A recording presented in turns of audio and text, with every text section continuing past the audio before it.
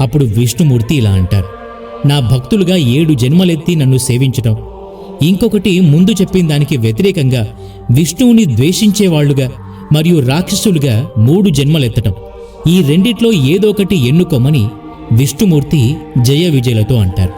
అప్పుడు జయ విజయ 7 జన్మలైతే విష్ణుమూర్తికి చాలా కాలం దూరంగా సేవించకుండా ఉండాలనే ఉద్దేశంతో విష్ణుమూర్తిని ద్వేషించేవాళ్లుగానే 3 జన్మలైతే త్వరగా తమ శాప విమోచనమై మళ్లీ విష్ణుమూర్తి సన్నిధికి చేరవచ్చునని, విష్ణుమూర్తితో 3 జన్మలు విష్ణు ద్వేషులుగానే జన్మిస్తామని చెప్పారు. ఆ తర్వాత వీళ్లు భూలోకంలో సత్యయుగంలో విజయుడు హిరణ్యాక్షుడిగా, జయుడు హిరణ్యకశపుడిగా జన్మిస్తారు. ఆ తర్వాత ద్వాపరయుగంలో శిశుపాలుడిలాగా, దంవక్రుడిలాగా జన్మిస్తారు. అలా సత్యయుగంలో జన్మించిన హిరణ్యాక్షుణ్ణి, హిరణ్యకశపుణ్ణి చంపడానికి విష్ణుమూర్తి వరాహావతారం మరియు లక్ష్మీ నరసింహ